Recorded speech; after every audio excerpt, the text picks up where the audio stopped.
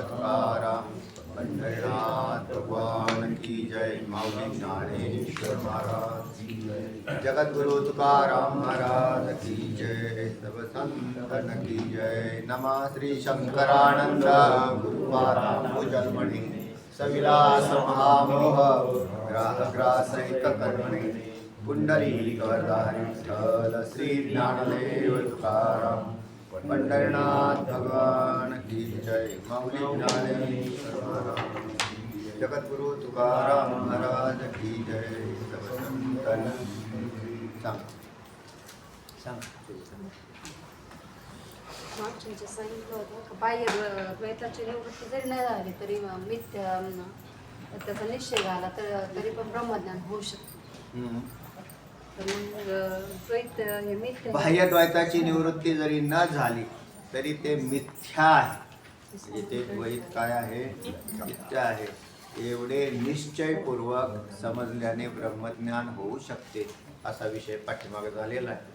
त्याला अनुसरून पुढे द्वैत मिथ्या आहे हे ज्ञान अद्वैत ज्ञानाचे निमित्त नव्हे तर द्वैताचे निवारणच त्याचे निमित्त आहे असा आग्रह धरणाऱ्या वाद्याला सिद्धांत्यांनी जे उत्तर दिलेलं आहे ते पुढच्या श्लोकात आलेलं. पुढचा श्लोक सांगितलाय. प्रलये तन्निवृत्त तु गुरुशास्त्राद्य भावतः विरोधी द्वैता भावेपि न शक्यं बौद्धु मद्वयम्. म्हणजे प्रलय अवस्थेत त्या द्वैताची निवृत्ती झाल्यावर म्हणजे त्याला गुरुशास्त्रांची काय गरज असत राहणार नाही. जर समजा जर असंही द्वैताची नुसती बाह्य द्वैताचीच निवृत्ती जर केली आपण तर बाह्य द्वैत तर प्रलय अवस्थेत म्हणा निद्रा अवस्थेत म्हणा आपोआपच द्वैत निवृत्त होत आहे. नुसतं जर तसं म्हटलं तर मग जीव निद्रा अवस्थेतून बाहेर आलेले किंवा प्रलय अवस्थेतून बाहेर आलेले मुक्त होतील.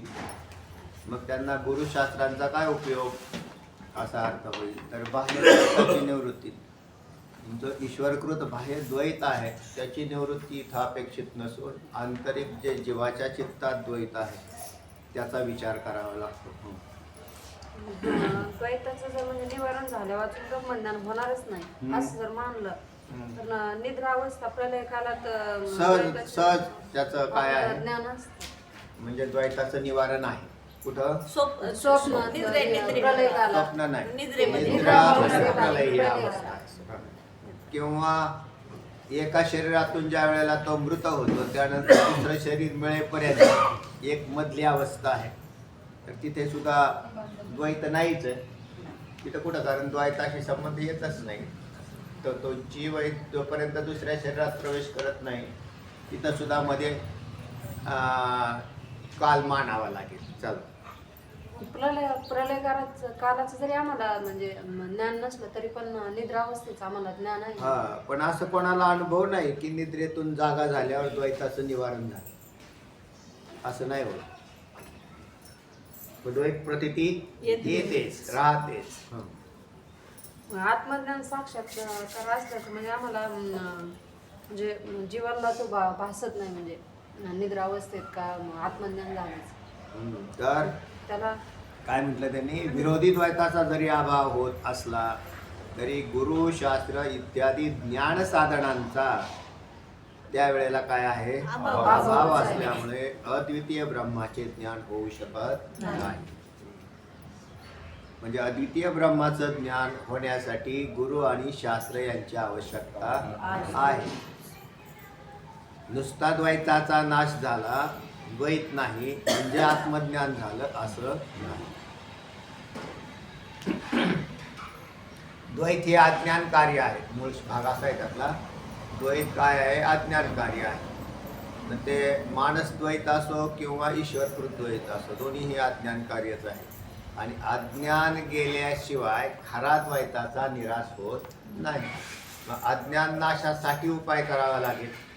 द्वैताचा तात्पुरता नाश केला तर काय होईल? चित्तातलं वरून ईश्वरकृत द्वैताचा नाश करायचा असला तर काय नाही झोपा फक्त तुम्ही तरी तुमचं काम होऊन जाईल. झोपले की द्वैत काही प्रतीती आली नाही. तसे तर लोक उपाय करतात सुद्धा.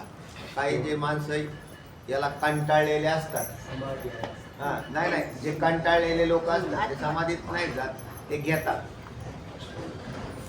व्यसन करतात नशा केल्यावर मग ते ते म्हणजे नशेत- त्याच्यामुळं काय होतं, त्याच्यामुळे अजिबात कोणाचा संबंध राहत नाही. नशेत काय आठवत ते करतात का नाही ते त्याच्यात मग ते तर कशाला कंटाळलेले, हे कोणाला सगळ्यांना कंटाळले, त्याच्यामुळे त्याच्यात फार फरक पडला असा नाही, पण तात्पुरता का होईना त्याला उपाय सापडला तो असा आहे. म्हणून त्याच्यापासून फारकत घेण्यासाठी ते करतात उपाय. पण खरी फारकत घ्यायची असेल तर जो ब्रह्मरस प्याला तो तेनेमध्ये नाचे गाय, देहपण विसरोनी जाहे, देह आहे नाही स्मरे. नाथ महाराजांच्या ओव्या आहेत ना. तर खरा खरा हा तो ब्रह्मरस प्याला. म्हणजे नाथ महाराज म्हणतात हा तो ब्रह्मरस प्याला. तो तरी काय प्याला होता, बाहेरचा रस प्याला होता. मत पण हा तो ब्रह्मरस प्याला.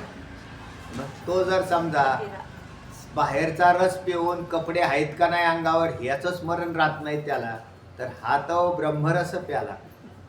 ब्रह्मरस घे काढा त्याने पिढावर तेव्हा चांगलं आहे.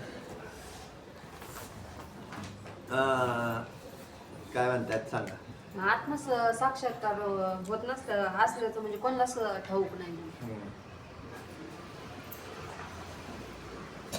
आत्मा काय म्हणले तुम्ही? आत्मसाक्षात्कार म्हणजे होत असल्याचं असं कोणालाच कुठं? निद्रा अवस्थेत. हा, तर निद्रा अवस्थेत आत्मसाक्षात्कार होत नाही. आत्मसाक्षात्कारासाठी काय करावं लागेल तर गुरु शिष्य परंपरा ही जी आलेली ती काय उगाच आली का? बरं ती काय अशी कोणाच्या मानण्याने नाही आलेली, तर ती वेदापासून आलेली. म्हणजे वेदातूनच तद्विज्ञानार्थम सवित्पानीम श्रोत्रियम ब्रह्मनिष्ठम गुरुमेवाभिगच्छेत असं म्हटलं. त्याच्यासाठी तुम्ही गुरुकडे जा. हा पुढे आत्मसाक्षात्काराला म्हणजे गुरु आणि शास्त्राची म्हणजे गरजच आहे म्हणून सांगितलेलं. त्याच्याशिवाय आत्मसाक्षात्कार होणार नाही. म्हणून गुरुशास्त्र परंपरेशिवाय आत्मसाक्षात्कार होत नाही. पुढे मग साध्याची प्राप्ती त्या कशी होणार आहे म्हणजे तर द्वैत निवृत्ती हेच ज्ञान साधन नसून म्हणजे मनुष्यामध्ये खोटं आहे हे निश्चयाने समजणं म्हणजे ज्ञान साधन. हा, तर याच्यातला मिथ्यात्वपणा दृढ होण्याची आवश्यकता आहे. द्वैत मिथ्या आहे हे कळाल्याने द्वैताचा निराश होतो. द्वैत न पाहिल्याने द्वैताचा निराश हा लयरूप निवृत्ती झाली आणि मिथ्यात्वाचा निश्चय ही आत्यंतिक निवृत्ती झाली. आणि मग ती अज्ञान नाशाशिवाय होत नाही. म्हणून शास्त्राने त्याला अज्ञानाचा नाश हा द्वैताच्या निराशाचा उपाय दिलेला आहे. मग ते आता अज्ञान कुठं आहे, बाहेर का आत? आतमधल्या द्वैतरूपी अज्ञान. त्याच्यातही आंतरिक ज्ञान व्हावे असं म्हटलं. आतमध्ये तत्वज्ञान उत्पन्न झालं की मग बाह्य लागे स्वभावे. बाहेरचा आपोआपच प्राप्त होतं, त्याला निराश नाही करावा लागेल. म्हणून बाहेरचे पदार्थ मृषा आहेत हे समजण्यासाठी आंतरिक ज्ञानाची आवश्यकता आहे असं म्हणतात. आणि ते या परंपरेच्या माध्यमातूनच होतं, त्याशिवाय होत नाही. झालं. तर तेव्हा तस्मात म्हणून द्वैत निवृत्ती हेच ज्ञान साधन नसून ते मृषा आहे हे निश्चयाने समजणे हे ज्ञान साधन आहे असे पूर्वोक्तच सिद्ध झालेले आहे. पण द्वैत असताना अद्वैत साक्षात्कार कसा होणार अशी एक शंका केली. द्वैत असताना आपण कुठे जगतो? द्वैतात जगतो. आणि मग द्वैतात जगत असल्याने तेच द्वैत आत्मसाक्षात्काराच्या विरोधी आहे अशी शंका तयार केली. कारण द्वैतात असताना अद्वैताचा साक्षात्कार होईलच कसा? होणार नाही असं पूर्वपक्षाची शंका तयार केली. आता त्याचं उत्तर येत आहे. हरि अबाधकं साधकंच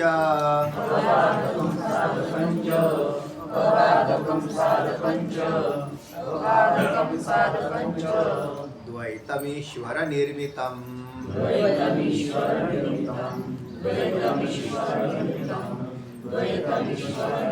अबाधकं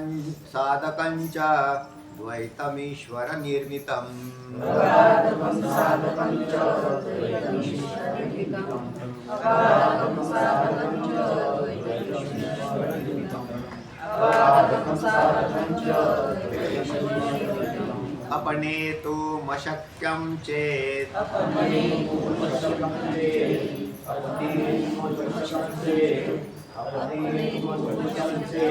यास्तां तद्विष्यते कुतः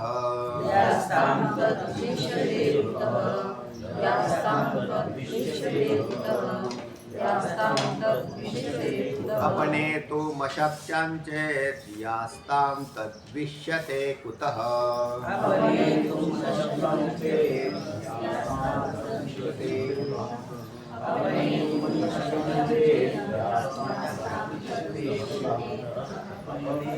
एका स्वरात म्हणा.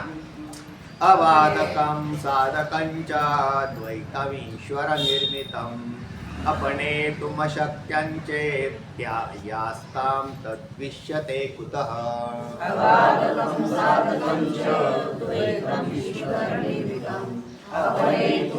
शक्यं चेत् यास्तां तद्विष्यते कुतः अबाधकं साधकं च द्वैतमीश्वर निर्मितम् अपने तुमशक्यं चेत् यास्तां तद्विष्यते कुतः अबाधकं साधकं च द्वैतमीश्वर निर्मितम् अपने तुमशक्यं चेत् अबाधकं साधकं च द्वैतम ईश्वर निर्मितम अपने तुम अशक्यम चेत यास्ता तत् विष्यते कुतः. काय पदच्छेद झाला. अबाधकम साधकम च द्वैतम ईश्वर निर्मितम अपने तुम अशक्यम चेत यास्ताम त्या जागा आस्ताम असं केलं करायचं. चेत आस्ताम तद्विष्यते तत् आई वेगळा होईल. विष्यते कुतः सांगा धातू. अबाधकं साधकं चेत् द्वैत ईश्वर निर्मितम् चेत कुठे.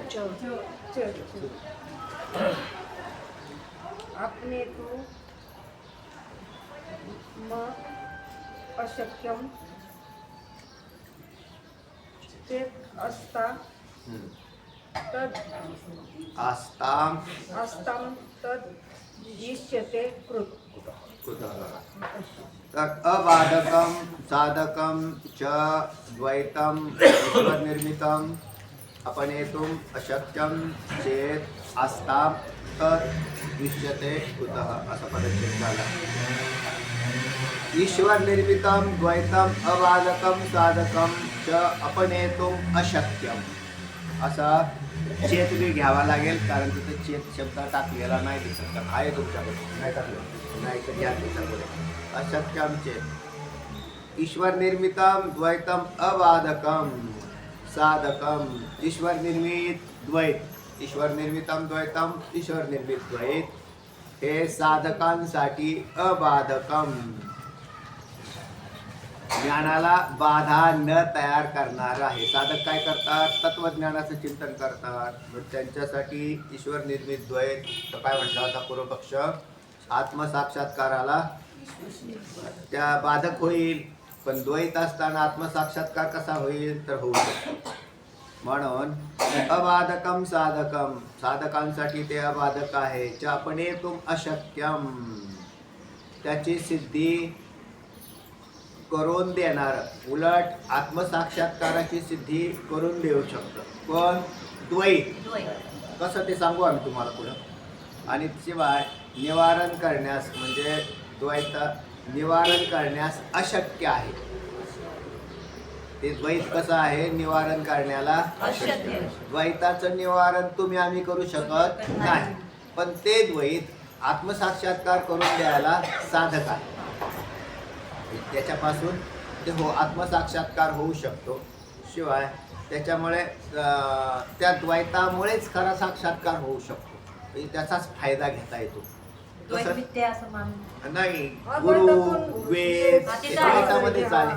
अद्वैत ही ज्ञान होणारच साधना नाही. झाली. आणि पण- ती ज्ञान साधना द्वैतातलीच आहे. हा, द्वैतातली. तीच ज्ञान साधना घेऊन आत्मसाक्षात्कार होतो. म्हणून द्वैत हे साधक आहे. आणि निवारण करायचं जर कोणी ठरवलं की नाही नाही द्वैताचाच नाश करून टाकू तर ते अशक्य. कारण ते त्याच्या शक्तीच्या बाहेर आहे. मानवी शक्तीच्या बाहेर आहे.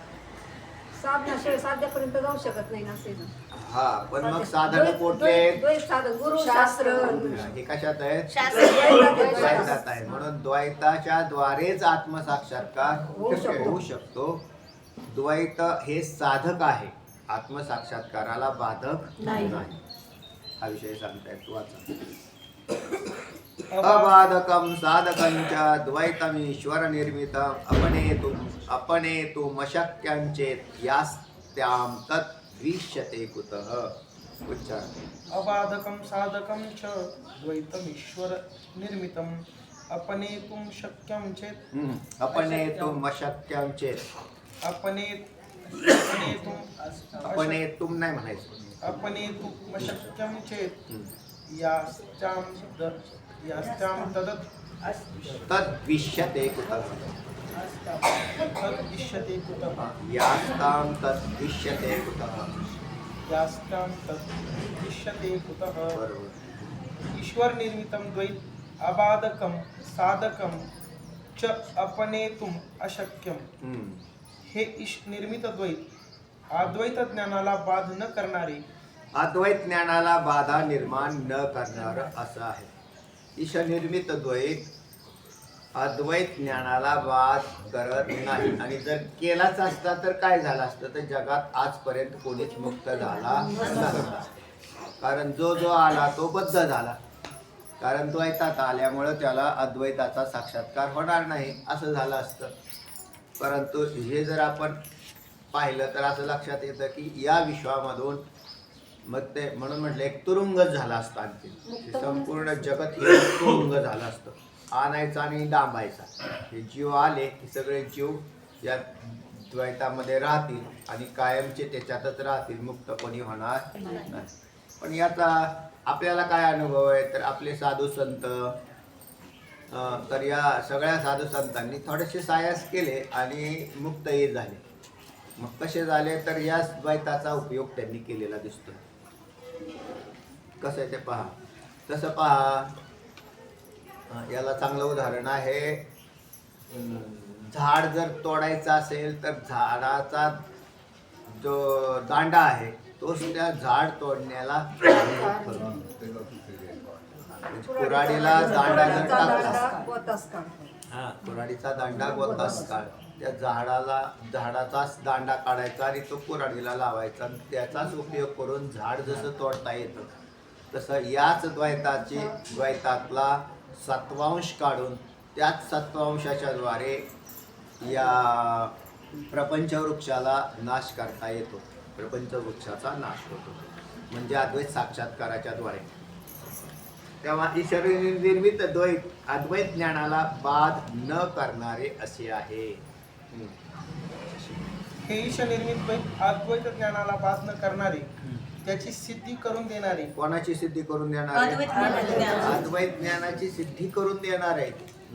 व निवारण करावयास अशक्य असे पण निवारण करावयास अशक्य असा अर्थ. म्हणजे त्याचं निवारण नाही होणार की कोणी असं म्हटलं की द्वैताचा नाशच करून टाकू, इकडे कशाला आत्मसाक्षात्कार करून घ्यायचा, त्याच्यापेक्षा द्वैतच नाश करून टाकू, तर हे असंभव आहे. इति हेतो ह तत आस्ता यास्तव ते असे ना कुतः विष्यते. त्याचा द्वेष का करीता. त्याचा द्वेष करण्याचं काही कारण नाही. ईश्वर निर्मित द्वैताचा द्वेष करण्याचं कारण नाही. द्वेष ईश्वराची म्हणजे असा आहे, जीवनामध्ये जगत असताना जीवाच्या मनासारखं नाही झालं की तो द्वेष करतो, मत्सर करतो. त्याच्या मनासारखं कोणी तुम्हाला हार आणून घातला की मग तुम्ही नाही त्याचा द्वेष करतो. कारण त्याने काय केला, त्याचा सत्कार केला, मान दिला. आणि त्याला जर मान नाही दिला तर तो लगेच त्याच्या विरोधात पेटतो. याला म्हणतात द्वेष करणं. तर की ते नाही आपल्याला काय आपल्याला नाही आवडत म्हटलं की तो त्याच्या विरोधात गेला. तो असं. पण ईश्वर निर्मित द्वैत आहे ते. तुम्हाला साधक म्हणजे तुमच्या प्रारब्धाला प्रतिकूल असेल किंवा अनुकूल असेल, पण ते ईश्वर निर्मित द्वैत, ईश्वराने प्रतिकूल द्वैत तरी माझ्यासाठी का निर्माण करावं? तर देवाने त्याच्यासाठी नाही, त्याच्या कर्मासाठी निर्माण झालेले, तुमच्यासाठी झालेलं नाही. एखाद्याचं कर्म तसं खराब आहे तर त्याच्यासाठी प्रतिकूल द्वैताची आवश्यकता आहे. बरोबर आहे ना? प्रतिकूल द्वैताची आवश्यकता. मग त्याला दुःख देण्यासाठी. त्याला दुःख देण्यासाठी प्रतिकूल एवढंच द्वैत फळ नाही पाहिजे. ना, दोन्ही फळ आहेत. ते म्हणले का हो, हा ईश्वराचा प्रपंच फारच त्रास देतो. पहा ना, माझा असं झाली हानी, माझी तशी हानी झाली, तुझी तशी हानी व्हावी याच्यासाठी तुझं कर्म कारण आहे, ईश्वरी द्वैत कारण नाही. पण आपण ते ढकललं कोणावर? देवाने आमचं वाटोळं केलं. बघा ना, एवढा देवदेव करून सुद्धा देवाने आमचं काय केलं? असं कशावर ढकललं? देवावर. आणि कर्मावर येऊ दिलं. पण आपलं कर्म तसं आहे असं त्याला वाटत नाही. म्हणून ईश्वर हा जीवाला कर्म सापेक्ष फळ प्रदान करतो, दुसरं काहीच करत नाही. म्हणजे ईश्वर निर्मित जे द्वैत आहे त्यांनी दुसरं काही केलं नाही. आता माझं जसं कर्म असेल तशा प्रकारचे भोजनाची व्यवस्था मला तयार करून ठेवलेली आहे. ते म्हटले बघ, आपल्याला काहीतरी असं नवीन चटचटीत खाण्याची इच्छा आहे, आता असं चमचमीत खाण्याची इच्छा आहे. तर ते म्हणले गेले आणि तुम्हाला ते काय मिळालं नाही. ते म्हणले असं कसं काय झालं? प्रारब्ध कर्म नाही. सांग. ईश्वराची कृती कुणालाही प्रतिकूल नसते. ईश्वराची कृती कोणालाही प्रतिकूल नसते. आता ऐका ना, ईश्वराची कृती किती सुंदर वाक्य आहे का नाही? हो. कोणालाही प्रतिकूल नसते. आणि आपल्याला आपल्यालाही नसते. आपल्यालाही नसते, पण आपलं कर्म तसं ठेवलं. आपल्याला प्रतिकूल असते का अनुकूल असतं? आपल्या कर्माचं एखाद्या व्यक्तीचा मुलगा वारला, हे काय झालं? प्रतिकूल झालं. मग ईश्वराची कृती अनुकूल आहे का प्रतिकूल आहे? नाही, त्याचं तर याचं कर्म तसं आहे. आणि मग त्याच्यातही असा मुलगा टाकला जातो की ज्या वेळेला त्याचंही आयुष्य तिथं संपलं पाहिजे. कारण त्यालाही आयुष्य जास्त द्यायचं, त्याचं आयुष्य नसलं पाहिजे, हे त्याच्या कर्मामध्ये. आणि यांच्या कर्मात मुलगा गेला पाहिजे. जसे दोघांची कर्म असे जोडले जातात. हा त्याला कशाला काय टाकलं? मग त्याला विनाकारण मारलं का नाही देवाने? नाही. तर तेही त्याचं कर्मच होतं आणि हेही यांचं, अशी दोघांची कर्म सन्मुख येतात. म्हणून ज्या वेळेला अनुकूल भोग प्राप्त होतात किंवा प्रतिकूल भोग प्राप्त होतात त्यावेळेला ही दोघांची कर्म, दोन्ही जीवांची त्या ठिकाणी सन्मुख आलेली असतात. म्हणून नेहमी सांगत असतो, आपल्या घरात हीच माणसं का येतात, दुसरी माणसं का नाही आली? ते म्हणले वा, ही 2-3 व्याध आहेत ना, हे लय ताण देतात आम्हाला. असं जर म्हटलं आहे ना, समजा 10 माणसं असतील आणि 2-3 जण असतातच तसे ठेवलेलीच असे ठेवले. कारण त्याच्याशिवाय तुम्हाला त्रास कसा होईल? ते म्हणले वा, एवढे नसते ना तर बरं झालं असतं. पण बरं झालं असतं असं होणार नाही. कारण तुमचं कर्म तसं असल्यामुळं ते तिथे आलेले आणि ते बळजबरीने उलट थांबतात. ते खासच काम करतात ते. म्हणून मोठं कौतुक वाटतं त्यांचं किंवा हे असं. त्याचं कारण त्याचं काय आहे? कर्म सन्मुख झालेली आहे. तेच लोक राहतात. नाहीतर मग त्यावेळेला असा तो पाहतो, हो जगात किती बी चांगली माणसं आहेत, ही माणसं आमच्या घरात का नाही आली? का नाही आली? तर त्याला कारण माझंच कर्म असतं की त्याने विचार करावा. ईश्वराने काही केलेलं नाही, निर्दोष आहे का नाही तो? म्हणून ईश्वराने निर्माण केलेल्या द्वैतात ईश्वराची कृती कोणालाही प्रतिकूल नसते. म्हणून पहिल्यांदा ईश्वरावरचा आरोप काढून टाका. लोक टाकतात त्याच्यावर आरोप किंवा असं आमचं नाही, ते काय तर देव बी आमच्याकडे पाहिजे, तुमच्याकडे कर्म पाहिजे. देव पाहतो आणि देव पाहतो म्हणजे तुमचा त्याच्यातही फार विशेषता आहे बरं. एकच कर्म कायमस्वरूपी राहत नाही. आज जर समजा 4 वर्ष तुम्हाला प्रतिकूल गेली तर पुढचे 4 वर्ष लगेच बदलतात. याचं कारण तुमचं कर्म बदललेलं असतं. काय काय वेळेला जे प्रतिकूल वाटतं तेच नंतर अनुकूल होतं आणि काय वेळेला अनुकूल वाटतं तेच पुढे प्रतिकूल होतं. ज्या आज आपल्याला अनुकूल म्हणून लोकांची इच्छा असते की अनुकूलच राहावं काय, पण ते प्रतिकूल मध्ये कधी कन्व्हर्ट होत गेलं त्याची त्यालाही कळत नाही. तर याला कारण ह्या सगळा कर्मव्यवहार असतो. काय म्हणतात ऐका, ईश्वराची कृती कोणालाही प्रतिकूल नसते. तुला जी ह्या तत्कृत द्वैताची भीती वाटत आहे ती व्यर्थ आहे. हे समोर उभं राहिलेलं द्वैताची भीती वाटत आहे ती व्यर्थ आहे. म्हणून हे समोर असणारं जे जगत आहे, एखाद्याने असं चिंतन केले, एखाद्या माणसाचा एखादा शत्रू आहे आणि त्या शत्रूचा नाश व्हावा अशी त्यांनी इच्छा केली, पण ईश्वरकृत शत्रू त्याच्यासमोर उभा आहे का नाही, तो त्याचा नाश करण्याची क्षमता याची नाही. म्हणून नुसती इच्छा करून ईश्वरकृत द्वैताचा नाश होत नाही. तेवढे काय हो, देवाने तेवढं काम केलं असतं ना आपलं गेला असताना बरं झालं असतं. तो मारणारच नाही हो, कारण त्याच्याकडून ते दुसऱ्याही कर्माच्या द्वारे तो चिकटलेला आहे तिथं. किती म्हणजे तंतोतंत व्यवस्था आहे. म्हणून तुम्ही इच्छा काय करता याच्यावरती जगत चालत नाही. आपण काय इच्छा करतो याच्यावर. म्हणून तत्कृत द्वैताची भीती वाटत आहे हे व्यर्थ आहे. पुढे काय होणार आहे, कसं होणार आहे हे सगळं कर्म करेल. कारण ते आत्मसाक्षात्काराला कोणत्याही प्रकारचा प्रतिबंध करीत नसून, आता आपला जो मूळचा विषय आहे या ग्रंथातला की द्वैतामुळे आत्मसाक्षात्कार होणार नाही, तर हे तुमची भीती व्यर्थ आहे. तर द्वैताचा त्याच्याशी काडीचाही संबंध नाही, उलट ते साधक आहे, बाधक नाही. म्हणून आत्मसाक्षात्काराला कोणत्याही प्रकारचा प्रतिबंध द्वैत करत नाही. उलट गुरु, शास्त्र इत्यादी रूपाने त्याला अत्यंत सहाय्य करीत असते. अत्यंत सहाय्यकारी आहेत. काय जे करायला पाहिजे ते करत नाही आणि करायचं नाही ते माणसं करतात. काय करायला पाहिजे तर आत्मसाक्षात्कार करून घ्यायला पाहिजे आणि याच मानवी शरीरातून मुक्त व्हायला पाहिजे. जर मानवी शरीरातून आत्मसाक्षात्काराशिवाय राहिला तर पुढच्या 84 लाख शरीरांच्या एरझारा त्याच्या काही चुकत नाही. म्हणून जे करणे आहे ते हेच आहे. त्यासाठी गुरु आणि शास्त्र हे सहाय्यभूत मायेचेच घटक आहेत.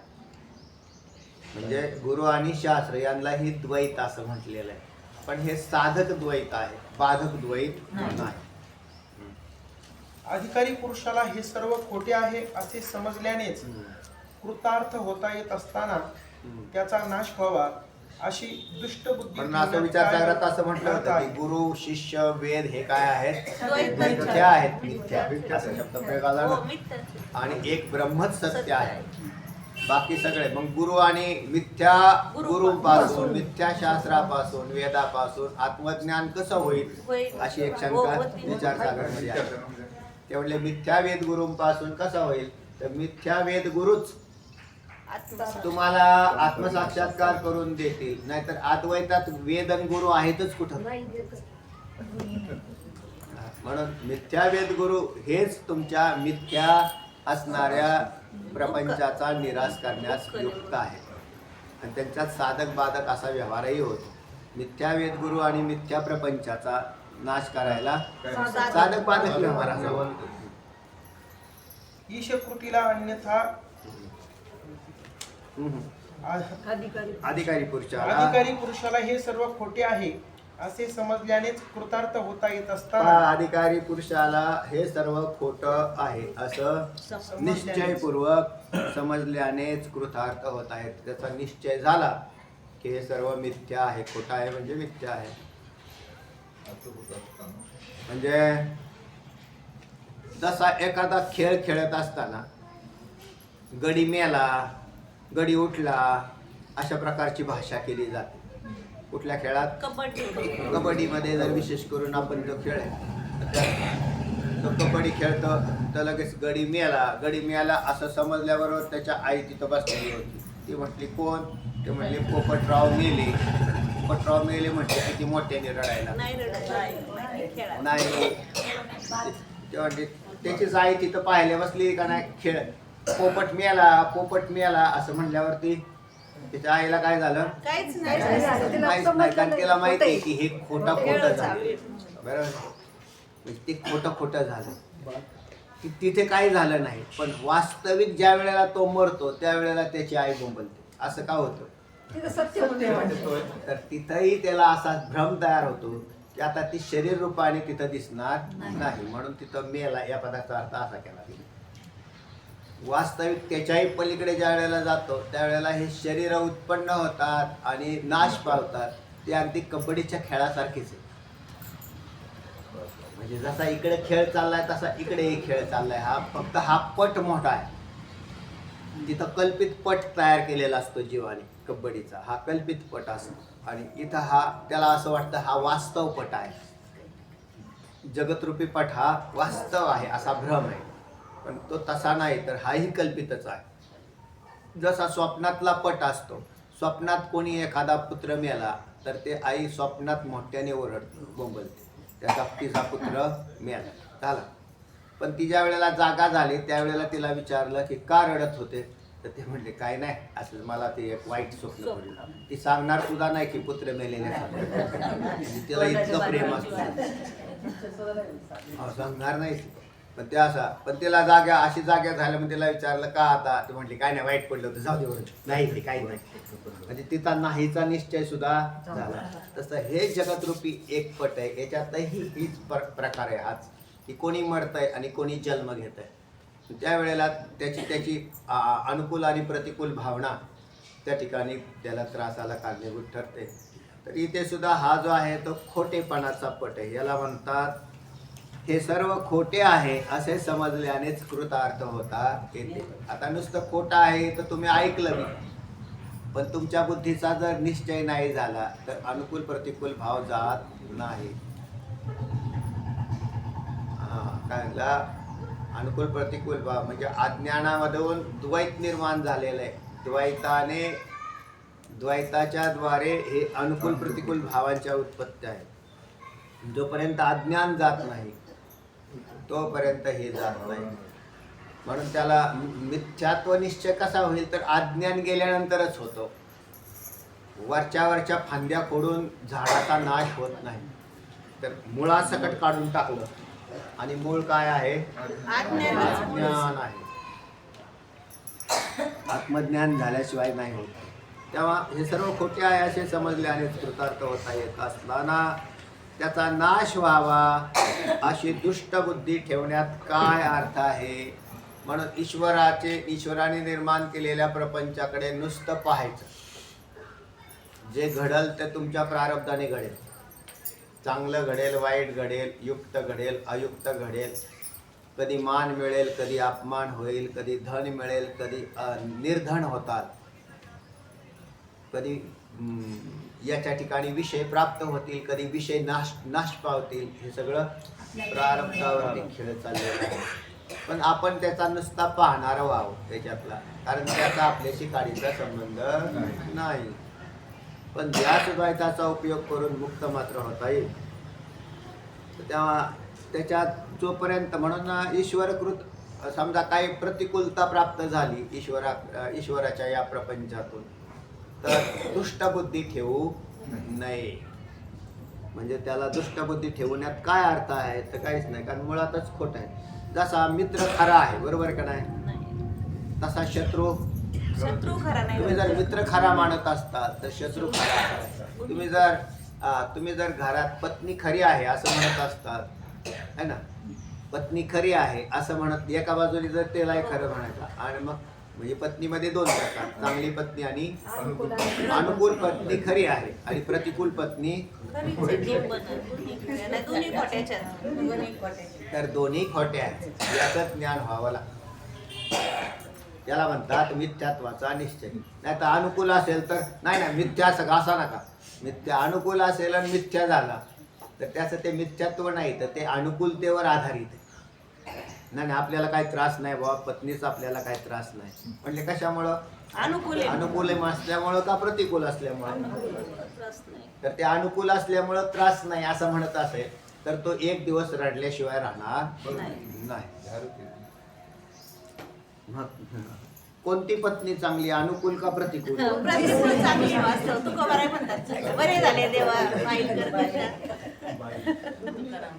बरे झाले देवा निघाले वाळ- नाही, निघाले. बरे झाले देवा निघाले दिवाळे, वाईल करते बरे या आई. दुष्काळे कृपा केली, अनुतापे तुझे राहिले चिंतन झाला हा मन संसार.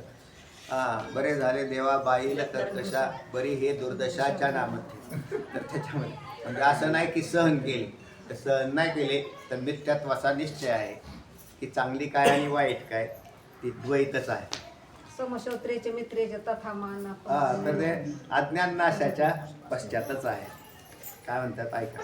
बरे आम्ही परतंत्र प्राण्यांनी त्याचा नाश व्हावा अशी कितीही जरी दृढ इच्छा केली तरी परतंत्र प्राण्यांनी म्हणजे आम्ही त्याचा नाश व्हावा. कोणाचा? ईश्वर द्वैताचा. ईश्वर द्वैताचा बी नाश नाही इच्छा करत जीव, तर प्रतिकूल द्वैताचा. तेच. अनुकूल द्वैताचा नाश व्हावा अशी जीवाची इच्छा नाहीच.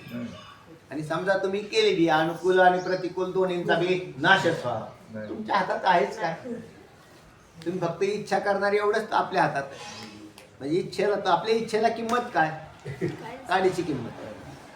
कारण हा प्रपंच उभा करणारा मी नसून ईश्वर आहे.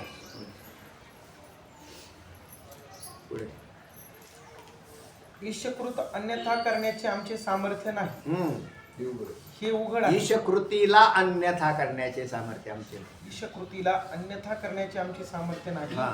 हे उघड आहे. मग उगीच आपण त्याचा द्वेष का करावा? बरोबर. असे नका ते बिचारे. असे नका ते बिचारे. कोण बिचारे? नवऱ्याच्या दृष्टीने बायको असे नका ती बिचारी. पुरुषाच्या दृष्टीने मुलं बाळ असा नका ते बिचारे. असा नका ते नातवंडे बिचारे. असा नका ती संपत्ती बिचारी. असा नका जे काय शत्रू आहे असा नका बिचारा शत्रू, कारण त्यालाही तसाच करावं लागेल ना तू. तर ह्या सगळ्या सुहृद मित्रा उदासीन मसक्तम असं म्हटलं ना, तर हे सारे आंतरिक ज्या वेळेला आत्मज्ञानाची उत्पत्ती होते त्यावेळेला जगत चांगलं होतं. कारण त्याला असा कोणी दृष्ट दिसतच नाही. ईश्वर निर्मित द्वैतामध्ये बी कोणी वाईट वाटत नाही. एखाद्याने पैसे बुडवलेले असले तुमचे तरी त्याच्याविषयी याची काहीच तक्रार नाही. ते म्हणतात की असा नका काय का असा ना, शेवटी तो आणि मी तरी कुठं वेगळा आहे. नाही दिले तर नका का द्यायला. असं केव्हा होईल? अद्वैत काय घेऊन गेला त्याचं काय अडचण? कारण नाही खरंच नाही ते तर घेऊन गेला म्हणून काय अडचण? हा, त्याला दुःख वाटेल का? नाही वाटणार. दुःख का वाटतं? द्वैतात राहतो म्हणून वाटतं. आणि त्यातलं सत्यत्व त्याला कारणीभूत ठरतं. चला, त्याच्यापासून आपली हानी काय हानी आहे? आपली काय हानी नाही. समजा म्हणजे काही जरी झाले व्यवहार तरी ते ईश्वरकृत सृष्टीतले आहेत आणि ते ईश्वराचे आहेत. आपला त्याच्याशी काडीचा संबंध नाही. तात्पर्य अशक्य खरा प्रकार तर कोणताच संबंध नाही. आपला ना खाईल तेवढंच खरं आहे. खातो पितो श्वास घेतो एवढंच खरं आहे. एक वेळेला जेवण मिळालं तेवढंच खरं आहे. ते बी खाल्लं गेलं तर खरं आहे. आणि कुंभळा ज्याच्यासाठी खाल्लं तेही खरं नाही. म्हणजे देह काय खरा? देह आधी काय खरा? देह संबंधी पसारा बुजगावणे चोरा रक्षण असे भासत असे. तुकोबराय म्हणतात काय खरे? तात्पर्य अशक्य प्रकार घडवून आणण्याची हाव धरण्यापेक्षा आपल्या आटोक्यात असेल तेवढेच करण्याची इच्छा ठेवणे. तात्पर्य अशक्य प्रकार घडवून आणण्याची हाव आहे का नाही लोकांच्यात? अशक्य प्रकार घडवून आणण्याची हाव. जे घडेल ना ते ईश्वर निर्मित घडेल. कारण ईश्वराचा बी त्याच्यात सहकार्य आहे ना. काय घडणार असेल तर ते का घडतं याची पूर्वमीमांसा असते. म्हणजे पूर्व ईश्वराचं नियोजन आहे ते. एखादा मनुष्य, मी नेहमी सांगत असतो, एखाद्या माणसाने विहीर पाडली. एका माणसाने विहीर पाडली. ते म्हणजे फार डेव्हलपमेंट करतोय, आता मी विहीर पाडली. काय सांगता येणार?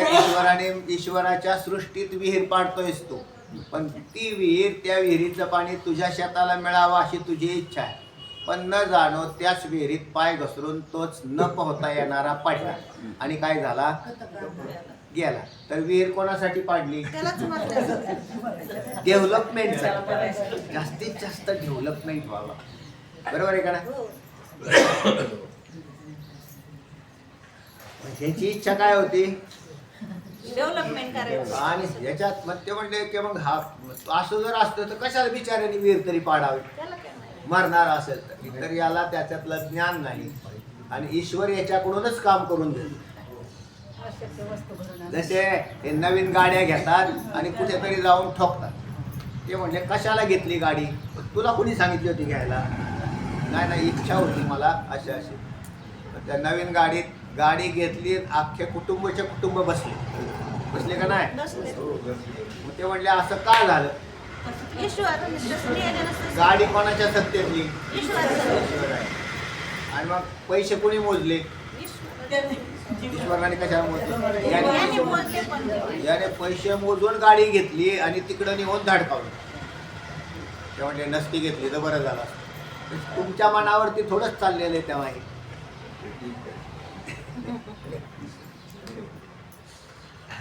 असे आपल्या आटोक्यात म्हणजे जीवाच्या इच्छा वेगळ्या, हव्यास वेगळा आहे. पण ईश्वर हे त्याचं नियोजन ईश्वराने लावलेलं आहे की पुढं काय करायचं पाहू. म्हणून कोणतीही गोष्ट घडत असताना असं समजू नका की हे कशासाठी घडतंय.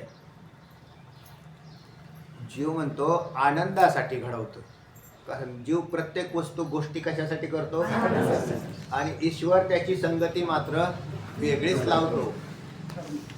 आणि ती कर्माबरोबर, कर्मात आनंद असेल तर तुम्हाला त्या वस्तूपासून आनंदाची प्राप्ती झाल्याचा भ्रम होऊ शकतो.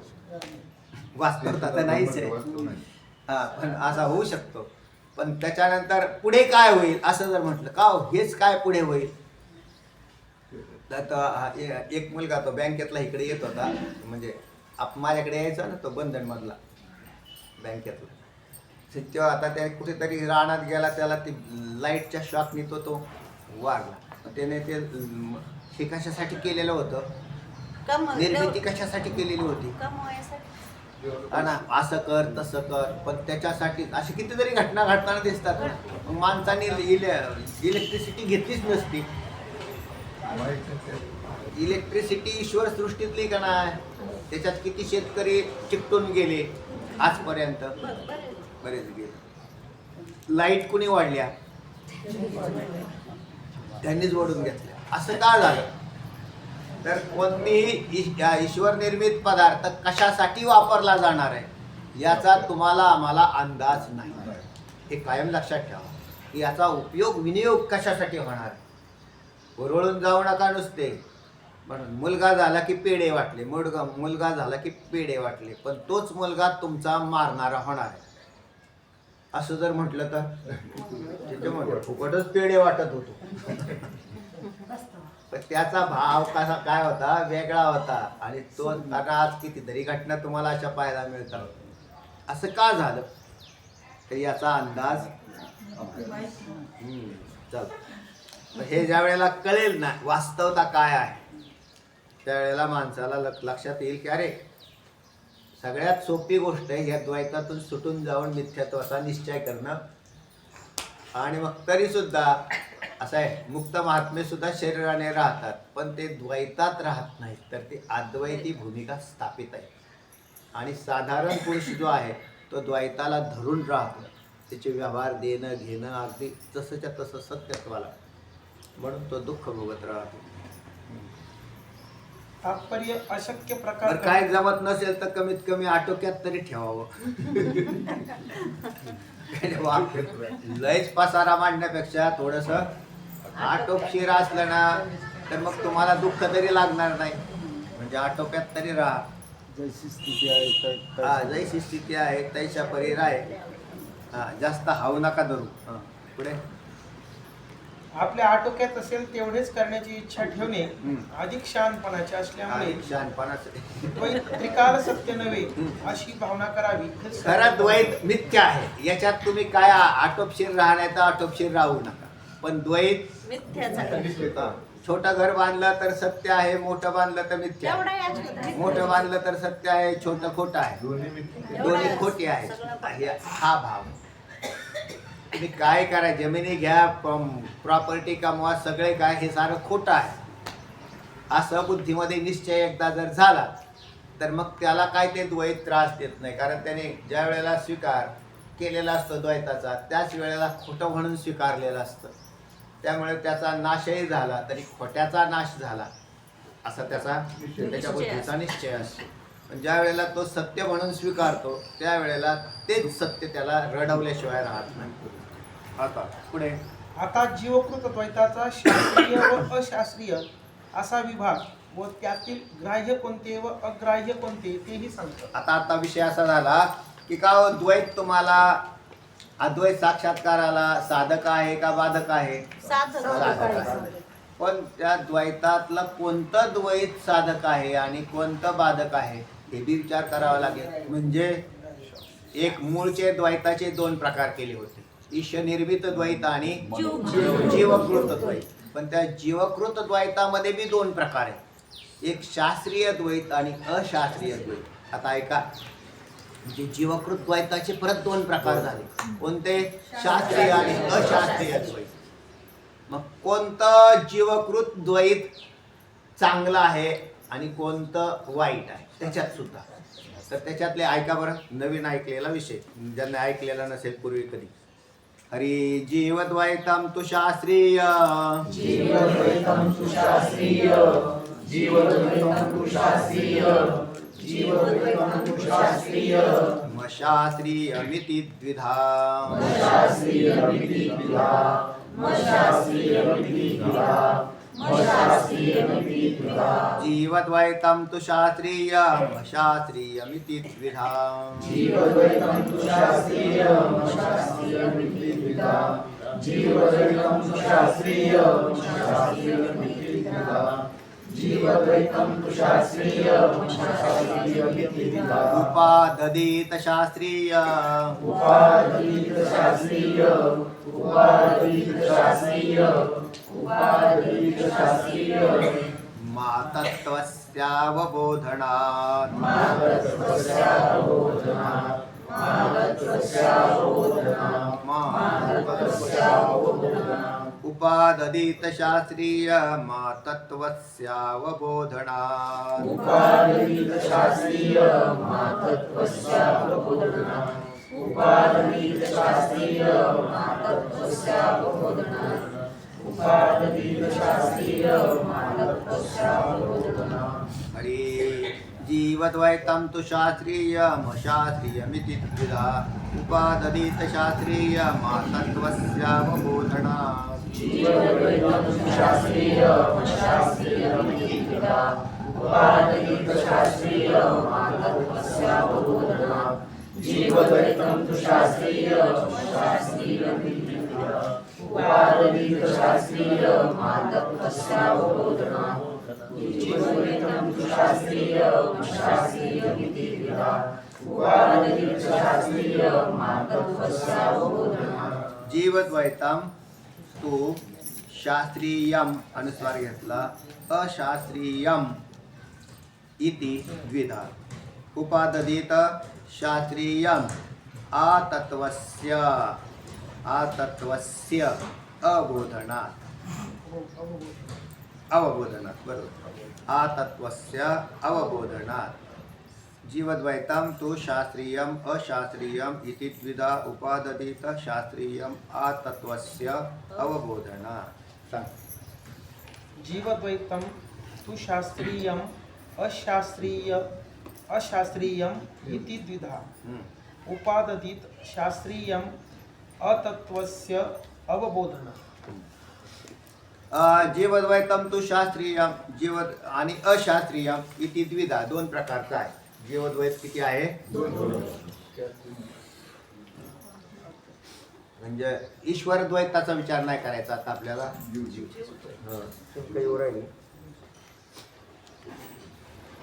जीवद्वैतम तु शास्त्रीयम, परंतु जीवद्वैत तू म्हणजे पण, जीवद्वैत द्वैतम म्हणजे जीवद्वैत, शास्त्रीयम शास्त्रीय, अशास्त्रीय, अशास्त्रीय च इति अशा प्रकारे द्विधा अस्ति. दोन प्रकारचं आहे. एक शास्त्रीय जीवद्वैत आणि अशास्त्रीय जीवद्वैत. मग हे दोन्ही प्रकारचे जीवद्वैत सर्वदा त्याचेच आहे की काय अशी अंतर्गत काय केली, शंका केली. का दोन प्रकारचे द्वैत, मग दोन्ही द्वैताचा त्याग करायचा का? पण त्या शास्त्रीय जीवद्वैत आणि अशास्त्रीय जीवद्वैत या दोघांचाही त्याग करायचा का? ते म्हणतात नाही. शास्त्रीय द्वैत हे मोक्षाला कारण आहे आणि अशास्त्रीय द्वैत बंधाला कारण. त्याच्यात दोन प्रकार आहेत. लक्षात आलं? म्हणून गुरु शास्त्र अध्ययन, परंपरा, श्रवण, मनन, निधिध्यासन हे द्वैतच आहे. पण हे शास्त्रीय द्वैत आहे. आणि बायको, मुलं, संपत्ती, इस्टेट यांचं चिंतन हे अशास्त्रीय द्वैत आहे. कोणत्या द्वैताचा निराश करायचा म्हणजे कोणतं द्वैत घालवायचं आणि शास्त्रीय ठेवायचं. आणि ज्या वेळेला आत्मसाक्षात्काराच्या नंतर ते राहत नाही तर ते आपाप निघून जात. त्याच्यानंतर म्हणून नाही, एकदा तत्वज्ञानाच्या आत्मसाक्षात्काराच्या नंतर तुम्हाला ठेवायचं नाही असं नाही म्हटलं मी.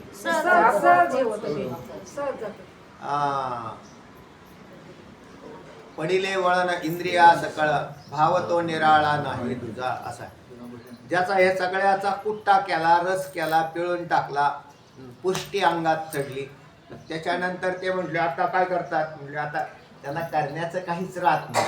पण पूर्वी जे कमावलेलं असतं ना ते विसरलं जात नाही. असा एक मानवी शरीरातला संकेत भाग आहे. पूर्वी जे तुम्ही अभ्यास केला, अध्ययन केला, जेवढा केला आत्मसाक्षात्कारापर्यंत, तो नंतरही स्मरणात राहतो. काही जातो, काही राहतो, तरी त्याला त्याच्याशी काही देणं घेणं नसतं. काही गेला तर गेला, राहिला तर राहिला. सांगायचं मग ते मुमुक्षु लोकांना सांगायला उपयोगी पडला. म्हणून तेच द्वैत कामाला आलं. दुसऱ्याच्या कामाला आलं का नाही? हा मुक्त झाला तर ठीक झालं. मग ते म्हणले आता विसरून टाका, तुम्ही ठेवू नका. विसरून जातच नाही ते. किती जरी विसरलं तरी श्लोक निघूनच जात नाही. कारण काय, ते काय झालेले घट्ट झालेले असतात पूर्वी. कारण ते ज्या वेळेला पूर्व काळामध्ये साधक अवस्थेमध्ये ज्यांनी चिंतन पुष्कळ केली तर त्यांनी ते कुठले कुठले कधी काय आठवतात काही सांगता येत नाही. आणि काही काय पुसून बी गेलेली असते. असं काही नियम नाही की राहतात. प्रक्रिया सुद्धा वेदांत शास्त्राच्या जसाच्या तशा तंतोतंत पाठ असल्यावर आत्मसाक्षात्कार होतो असा नियम नाही. तर त्या तात्पुरत्या तुमच्या बुद्धीतला ज्या शंका आहेत त्यांच्या नाशासाठी निर्माण केलेल्या असतात. तुम्हाला जर ती शंकाच नसेल तर त्या प्रक्रियेचा तुम्हाला तरी काय उपयोग आहे असा आहे. हा ठीक आहे, ज्या मुमुक्षुला ती शंका आहे त्याची शंका तुम्हाला नाही निवारण करता येणार कारण तुम्ही जर त्याचं अध्ययन केलेलं नसेल. तुमचं अध्ययन झालेलं आहे मग तुम्हाला काही अडचण नाही. आणि तुम्हाला तशी शंका नसेल तरी काय अडचण नाही. चला, तर तेव्हा शास्त्रीय आणि अशास्त्रीय असे दोन प्रकारचं द्वैत आहे. यातलं शास्त्रीय द्वैत हे चांगलं आहे. एक आचार्यांचा श्लोक आहे पण आता माझ्या लक्षात नाही. भावाद्वैतम तुम्हाला दिलेली होती बा शास्त्रीय ते श्लोक आहेत का कोणात? आहे का त्याच्यात? भावाद्वैतम, गुरूंच्या बरोबर द्वैताने व्यवहार करावा का अद्वैतात व्यवहार करावा असं लिहिलेलं आहे. भावाद्वैतम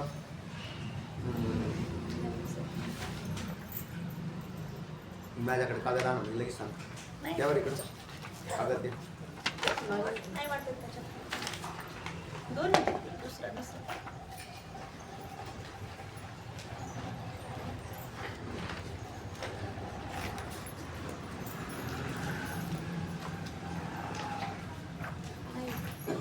थोडेसे अजून लय श्लोक होते. बरेच होते ते दुसरा नाही एकच होतं माझं. देईल परत तुम्हाला. चला, तर तेव्हा दोन प्रकारचे द्वैत काय म्हणतात ऐका आता. आ तत्वस्य अवबोधनात शास्त्रीय उपाददित. आ तत्वस्य म्हणजे तत्वाचा साक्षात्कार आ या पदाने होईपर्यंत. आ पदाचा अर्थ काय? होईपर्यंत. आ तत्वस्य अवबोधनात म्हणजे तत्वाचा साक्षात्कार होईपर्यंत शास्त्रीय उपाददित शास्त्रीय द्वैताचा उपाददित केलं जातं म्हणजे अंगीकार केला जातो. साक्षात्कारापर्यंत हे द्वैत उपयोगी आहे. गुरु शिष्य परंपरा संप्रदाय साधनं सुद्धा काय येतं द्वैताचीच आहे. म्हणून असं म्हटलंय संसार हा द्वैताने भरलेलाच आहे. संसार करणं हे द्वैत आहे, बरोबर आहे का नाही? आणि परमार्थ करणं संवादी ब्राह्मण संवाद त्याला संवादी आणि विसंवादी भ्रम असं म्हटलं. तर संवादी भ्रम ज्याच्यामध्ये फलाची प्राप्ती होते त्याला संवादी भ्रम असं म्हणतात. दीपप्रभा मणिभ्रांती संवादी भ्रम उच्यते. मणिप्रभा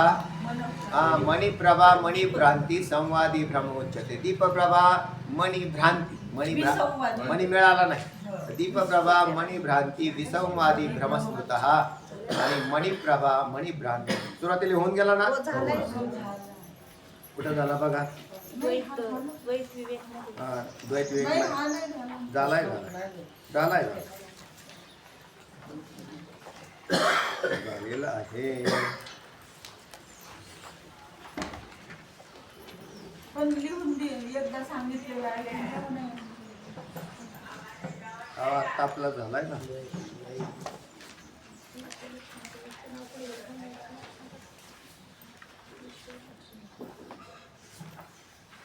पान नंबर 367 बहुतेक नाही झाला काय ना तुमचा. पान नंबर 367 वर आहे का. ध्यान दीपामध्ये श्लोक आला बघा. दीपप्रभा मणिभ्रांती विसंवादी भ्रमस्मृतः 367 पान.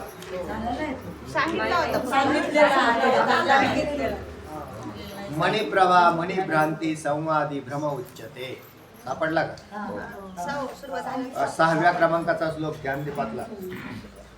दीपप्रभा मणिभ्रांती संवादी भ्रमस्मृतः मणिप्रभा मणिभ्रांती संवादी भ्रम उच्यते. तर याला मने एका फरतळीमध्ये मणी ठेवलेलं आहे आणि एका फरतळीमध्ये दिवा ठेवलेला आहे. पण एक पुरुष केला आणि त्याने तो दिवा पाहिला. मग ते दिवा पाहायला काय त्याला दिवा माहीत नाही पण प्रभा पडलेली होती. प्रभेवरून शोध घेतला तर त्याला हातात काय सापडला. दिवा सापडला. पण त्याला दुसरीकडे एक रत्नाची प्रभा पडलेली होती. त्या प्रभेला पाहून तो गेला आणि त्याला मणी सापडला. बरोबर ना. मणिप्रभा मणिभ्रांती मणिभ्रांतीवर मणिप्रभा मणिभ्रांती मण्याची प्राप्ती झाली त्याला. तर त्याला संवादी भ्रम असं म्हटलेलं आहे. आणि त्याला दीपाच्या प्रभेवर मण्याची भ्रांती झाली. दोन्ही ठिकाणी मण्याची भ्रांतीच आहे. पण एका ठिकाणी दिवा मिळाला आणि एका ठिकाणी मणी या पदाचा अर्थ रत्न म्हणजे हिरा त्याचाही प्रकाश पडतो असा अर्थ आहे. चला म्हणून एकाला संवादी भ्रम म्हणतात आणि एकाला विसंवादी भ्रम म्हणतात. मग परमार्थ कसा आहे. संवादी भ्रम मणी मिळाला ना. याच्यात मोक्षरूपी मोक्षाची प्राप्ती झाली. म्हणून या संसारात राहून परमार्थ करावा म्हणजे मोक्ष प्राप्त होईल हे चांगलं आहे. आणि संसार करत बसला तर हाताला काहीच लागणार नाही. तसाच बोंबलत फिरत राहील 84 लाख शरीरात. म्हणून एकदा बुद्धीतला निराश झाला की त्याने संसाराचा निराश. साधकांच्या बुद्धीत संसार नसावा. वाचा. जीवद्वैतम तु शास्त्रीय मशास्त्रीयमिति द्विधा उपाददीत शास्त्रीय मातत्वस्यावबोधनात्. जीवद्वैतम तु शास्त्रीयम अशास्त्रीयम च इति द्विधा अस्ति. पण जीवद्वैत शास्त्रीय व अशास्त्रीय असे दोन प्रकारचे आहेत. मग ते दोन्ही प्रकारचे जीवद्वैत सर्वदा त्याज्यच आहे की काय अशी शंका केली. त्या का म्हणजे जीवद्वैताचा निराश करा असं म्हणता तुम्ही सारखं. आम्ही एकदाच जीवद्वैत म्हणजे चित्तातलं सगळंच घालून टाकू. सगळं नाही घालवायचं. चित्तामधला एक द्वैत तुमच्या उपयोगाचा आहे आणि एक द्वैताकडे पाहूच नका. कोणत्या द्वैताकडे पाहू नका? अशास्त्रीय द्वैताकडे पाहू नका. मग त्याचा निराशच करून टाका. ते जरी भासत असलं तरी त्याचा बाजूला काढायचं.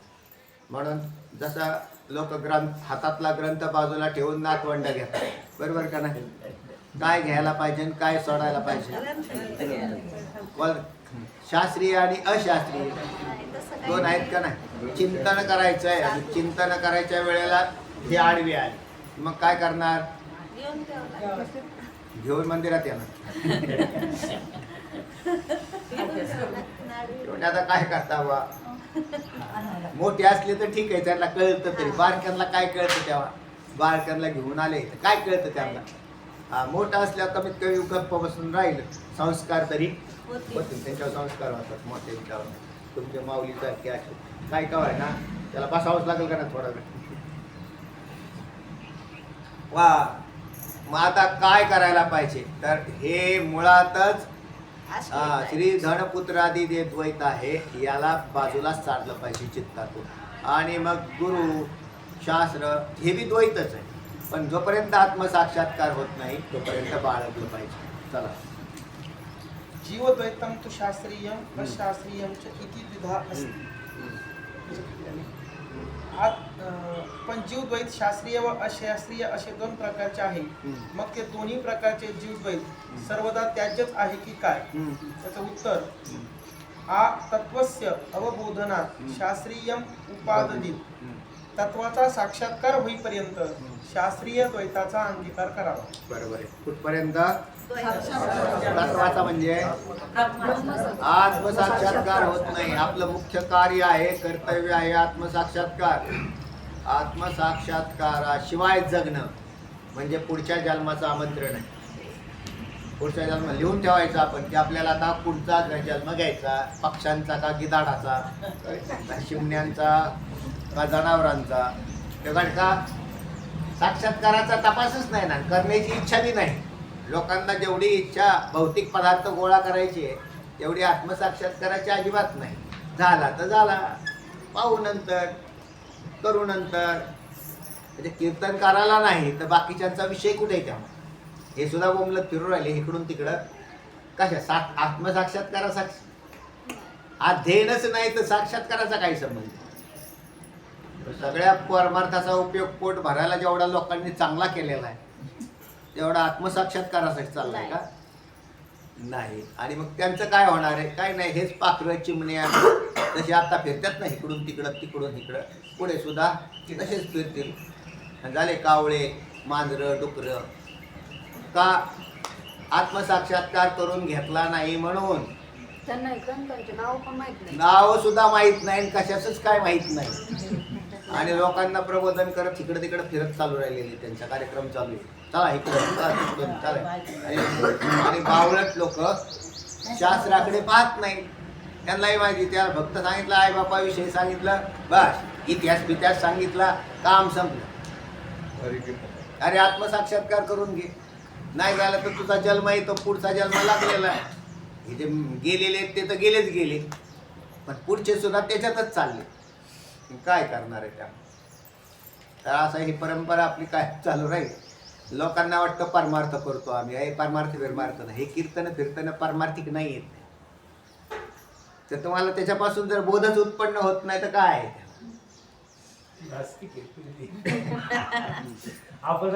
असं म्हणा ना का, त्याला काय करणार आपण तेव्हा? ते शास्त्र आहे ना, ते शास्त्राप्रमाणे अध्ययन परंपरा करावी लागेल. म्हणून आम्ही एका द्वैताचा तर बाजूलाच सारलं, पण दुसरं जे द्वैत आहे त्याला हे पुढे नंतर साधणार, पुढे सांगतील ते.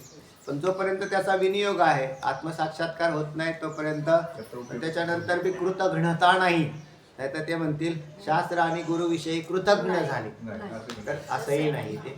तर त्याच्या चित्तामध्ये भाव. म्हणून ते श्लोक मी आठवत होतो आचार्यांचा, पण ते आठवत नाही आता. चला.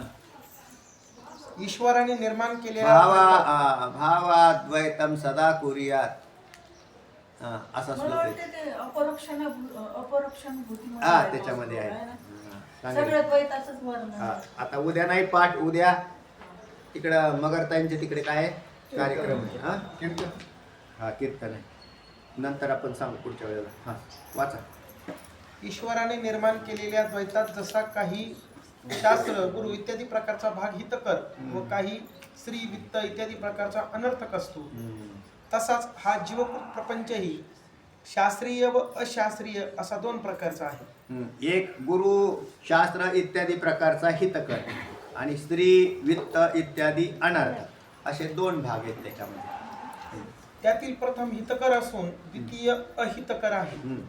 शिवाय जीवकृत शास्त्रीय द्वैत तत्वज्ञानाला अत्यंत उपयोगी असते. बरोबर आहे, कारण ते जर नाही झालं, गेलाच नाही गुरुंकडे, कधी आत्मज्ञान होईल याला? नाही. पत्नी आणि मुलांच्यात राहिल्याने आत्मज्ञान नाही होत. गुरुंकडे गेला, अध्ययन केलं तरच आत्मज्ञान होते. यास्तव माझा आत्माच ब्रह्म आहे असा साक्षात्कार होईपर्यंत त्यांचा आदरपूर्वक स्वीकार करावा आणि नंतर अनादर करावा. अनादर नाही करावा, कृतज्ञता होऊ नाही. नाही तर ती म्हणजे तिथपर्यंत सांगितलेलं आहे. एकदा आपलं कार्यक्रम काम झालं, दिलं सोडून, त्यांना म्हणजे विषय संपला. तर चित्तामध्ये सतत आदर असावा. आता जीवकृत शास्त्रीय द्वैत कोणते ते सांगतात. आत्मब्रह्म विचाराख्यम आत्मब्रह्म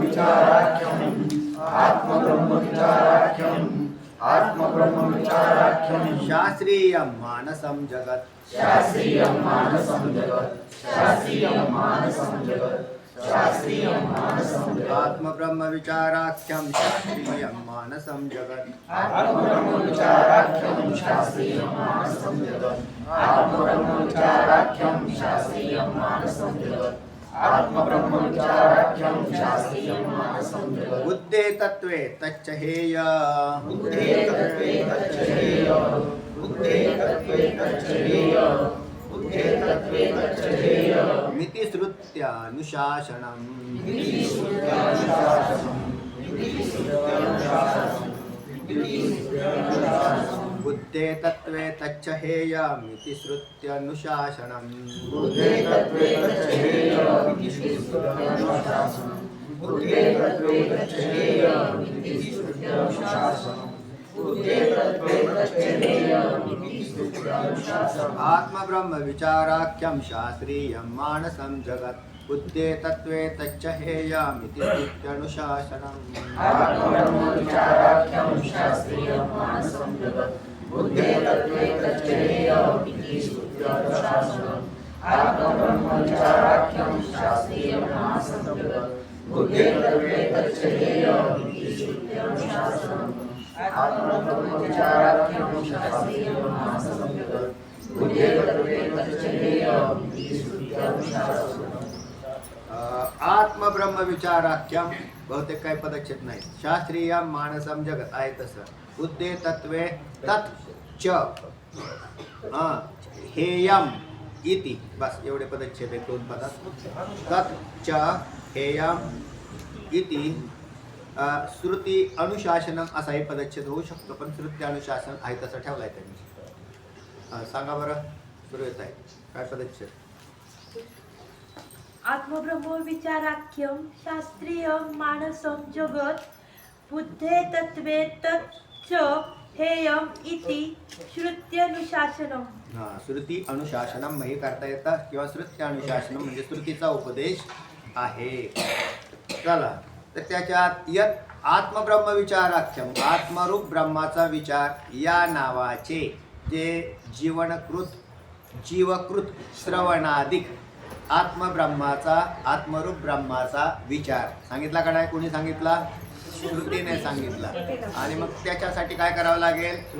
तर जीवकृत श्रवणाधिक श्रवण मनन निधिध्यासन तत्व पदार्थ शोध. तर त्याला शास्त्रीय मानसम जगत, ते शास्त्रीय मनोमय जगत हो, ते सुद्धा शास्त्रीय म्हणजे त्याच्यातही द्वैतच आहे, पण शास्त्रीय. आता तच्च तत्वे बुद्धे सती हेयम, हेयम म्हणजे त्याग करणे. तत्वाचा साक्षात्कार झाला, तत्वे बुद्धे म्हणजे त्या तत्वाचा साक्षात्कार झाला की सती हेयम, त्याचा काय करावा? त्याग करावा. हेयम म्हणजे त्याग करावा. श्रुती अनुशासनम असा श्रुतीचा उपदेश आहे. वाचा. आत्मब्रह्म विचाराख्यम शास्त्रीय मानसं जगत् बुद्धे तत्वे तच्च हेय इति श्रुत्यनुशासनम. यत आत्मब्रह्म विचाराख्यम आत्मरूप ब्रह्माचा विचार या नावाचे जे जीवकृत सर्वणाधिक तत्शास्त्रीय मानसम जगत. जीवकृत पण श्रवणाधिक असे जे आहेत तर त्यांचा विनियोग कशासाठी होणार आहे? आत्मसाक्षात्कारासाठी. म्हणून श्रुतीनेच श्रवण मनन निधिध्यासन आणि तत्व पदार्थ शोधन ही ज्ञानाची साधनं सांगितली. आता श्रवण करावं तर आपापले ग्रंथ घ्यावेत आणि घरात वाचत बसावेत. तर त्याच्यासाठी गुरु आणि शिष्य परंपरा तयार केल्या. हा ग्रंथ किंवा अनेक ग्रंथ जेवढे आहेत, जेवढे वेदांताचे ग्रंथ, हे स्वबुद्धीने वाचू नये. स्वबुद्धीने वाचू नये तर कोणाच्या समोर जाऊन बसावं लागेल आणि ते चिंतन करावं लागेल. स्वबुद्धीने अर्थ भिन्न निघतो. तुमचा अर्थच बदलला त्याचा. पण ज्या वेळेला हा मनुष्य वाचतो त्यावेळेला तो म्हणतो मला तर असं वाटलं होतं. आणि मग ज्या वेळेला तो सद्गुरूंकडे बसून वाचतो त्यावेळेला आपले हे नाहीत का साहेब येतात ते, त्यांनी ते शंका तयार करतात. शंका तयार करतात त्या कशातल्या? स्वतः वाचलेलं निघलं. त्याच्यात झाले. ते म्हटले हे सगळं झालंय माझं. म्हटले का नाही ते माझं झालं तर मग आता शंका का राहिली? तर याचं कारण गुरुंकडे बसलेले नाही हे त्याचं उत्तर. हा, त्याला काय करणार आहे त्या? चला, म्हणून त्याचा कारण तसं जर झालं तर शंकाच येणार नाही. मग त्याच आता विकासरांची बी तीच अवस्था आहे.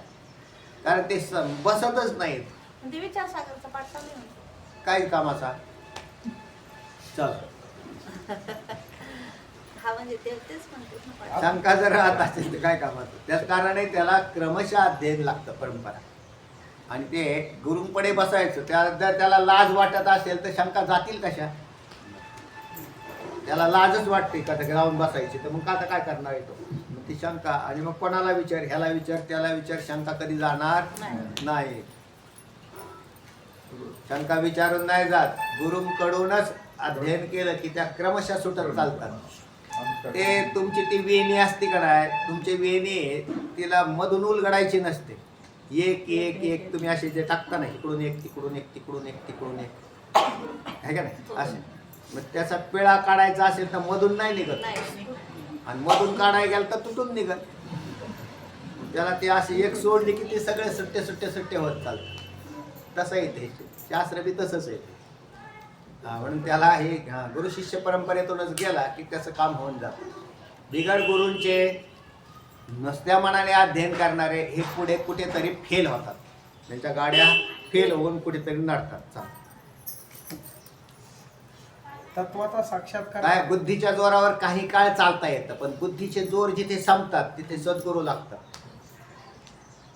आणि मग तिथे सद्गुरू ते काय करेल त्यावेळेला ते अडचणीत येतात. तत्वाचा साक्षात्कार झाला असता त्याचा त्याग करावा. इति शून्यानुशासनम असा श्रुतीचा उपदेश आहे. श्रुत्यानुशासनम. श्रुत्यानुशासनम तर नाही का?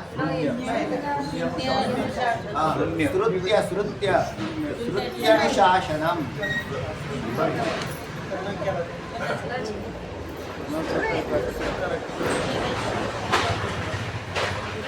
श्रुत्यानुशासनम या पदाचंही पदच्छेद आहे. श्रुती अनुशासनम असं निघतंय. श्रुत्यानुशासनम.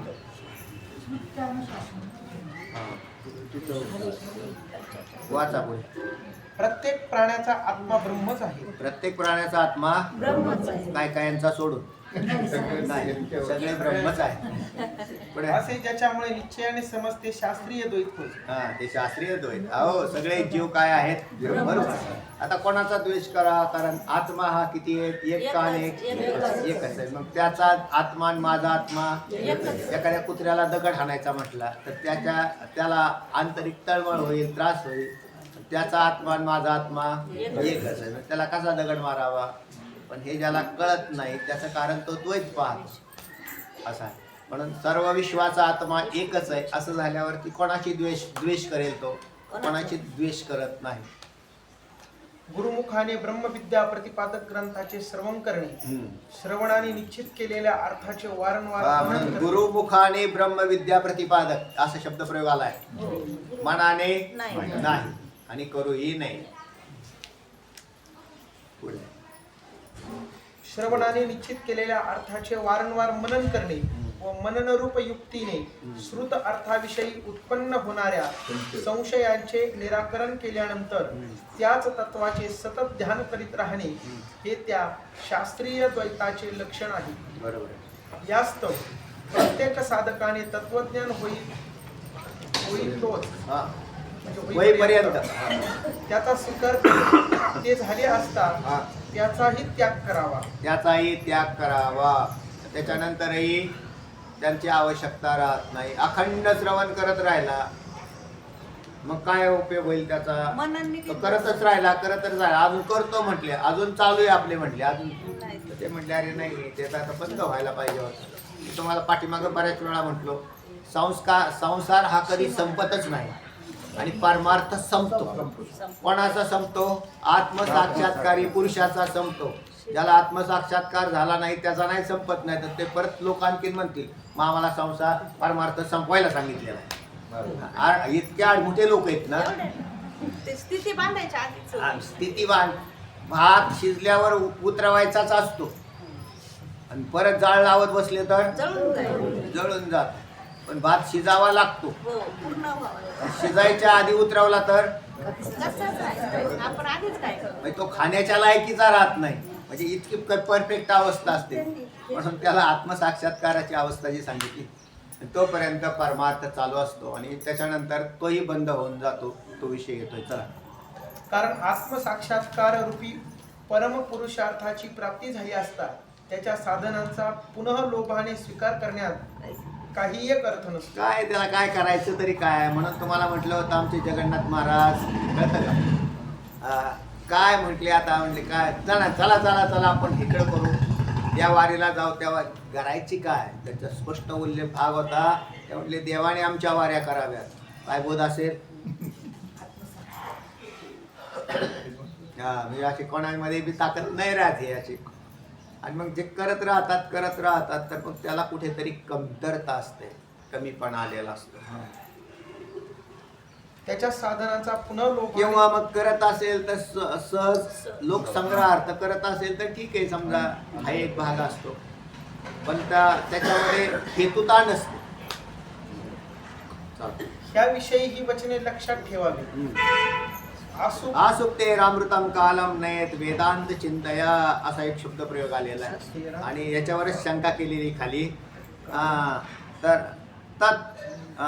तद्यान्नावसरण किंचित कामादीनाम मनागपी. तर ही एक श्रुती आहे वेदांतामध्ये येणारी. पण याचंच चिंतन आता शंकेत आणलेलं आहे आणि शंका नंतर पाहू. कुंडली तुकाराम पंढरीनाथ भगवान श्री जय.